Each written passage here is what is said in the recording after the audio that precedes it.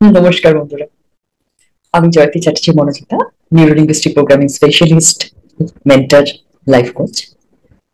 আজকে সম্পর্কের তিনটে স্টেজ নিয়ে আলোচনা করব। একটা সম্পর্ক বিভিন্ন বাঁকের ভেতর দিয়ে যায়, তো ইভলভ হতে হতে যায়, বিবর্তিত হতে হতে যায়, সেই স্টেজগুলি আলোচনা করব। সম্পর্কের ক্ষেত্রে একটা স্টেজ থাকে, সেটা হচ্ছে ট্র্যাজিক, মানে যে সম্পর্কের এন্ড ট্র্যাজেডি দিয়ে শেষ হয়। কেন? কারণ এই সম্পর্কটা না গিভ অ্যান্ড টেকের উপরে দাঁড়িয়ে থাকে। তুমি কিছু দাও, আমি তাহলে এটা দেব। তুমি অমুক ব্যবহারটা করো, তবে আমি তমুক ব্যবহারটা করব।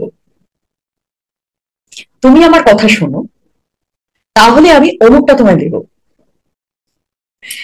এবার কি জানেন, এই ধরনের যে সম্পর্কগুলো, এটা কখনোই সাস্টেন হতে পারে না, কখনো টিকতেই পারে না, যেখানে সম্পর্কটা শুধুমাত্র দেওয়া নেওয়ার ভিত্তিতেই দাঁড়িয়ে রয়েছে।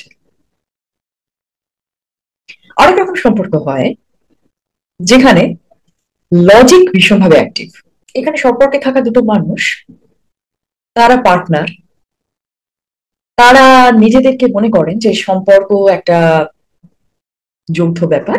সম্পর্কের যে দ্বিতীয় স্টেজটা, সেখানে একটা পার্টনারশিপ কাজ করে, 50-50 ভূমিকা।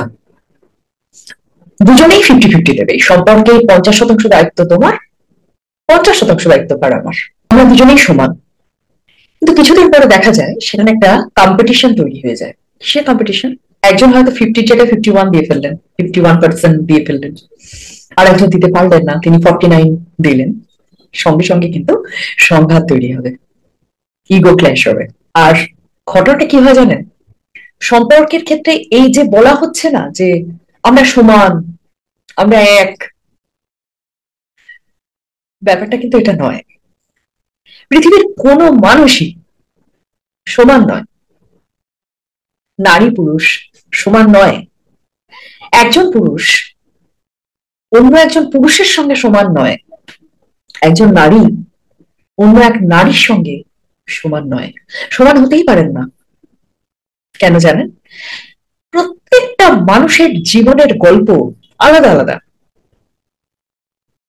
প্রত্যেকটা মানুষের বড় হয়ে ওঠা পরিবেশ বলুন, পরিস্থিতি বলুন, তার কন্ডিশনিং বলুন, ইচ এন্ড এভরিথিং, সমস্ত কিছু আলাদা আলাদা। প্রত্যেকটা মানুষের কোপিং মেকানিজম আলাদা। কে কোন পরিস্থিতিকে কিভাবে কোপ করেছেন, কিভাবে সেখানে সার্ভাইভ করেছেন, তার মেথড আলাদা। তাই প্রত্যেকের জীবনের স্ক্রিপ্ট আলাদা আলাদা। কি করে আমরা বলতে পারি যে আমরা সমান? সমান হয় না কেউ।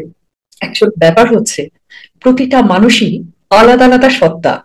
হ্যাঁ, মিল থাকতে পারে, তাই না? সেই মিলটা থাকে কিসের?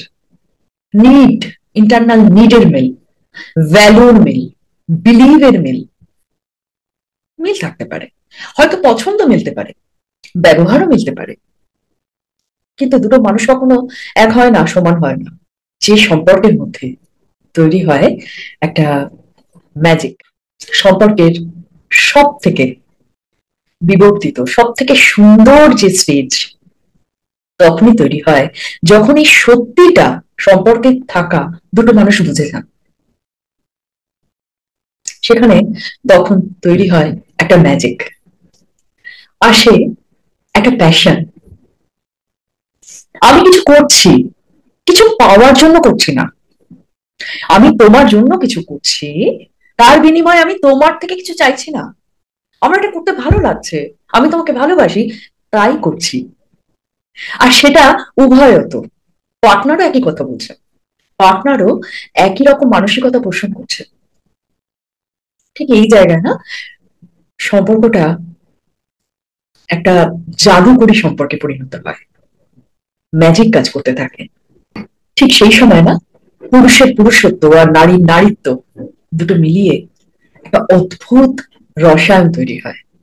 পুরুষের অগ্রণী ভূমিকা থাকে সৃষ্টি করার, নারীর সেই সৃষ্টির অংশ হয়ে তাকে ধারণ করার, লালন করার, পালন করার। কখনো সেই সৃষ্টির মধ্যেই ধরা পড়ে পরিপূর্ণ পুরুষ সত্তা, কখনো নারী সত্তা।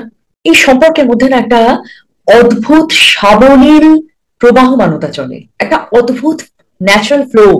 দুজনেই তখন এক, অভিন্ন, অথচ দুজনেই আলাদা, দুজনেরই নিজ নিজ সত্তা বজায় রয়েছে। এই সেই সম্পর্ক ম্যাজিক্যাল, জাদুকরী সম্পর্ক। কি বুঝলেন?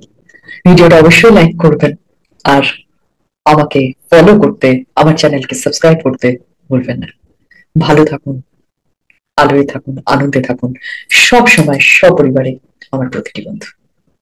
নমস্কার, টাটা।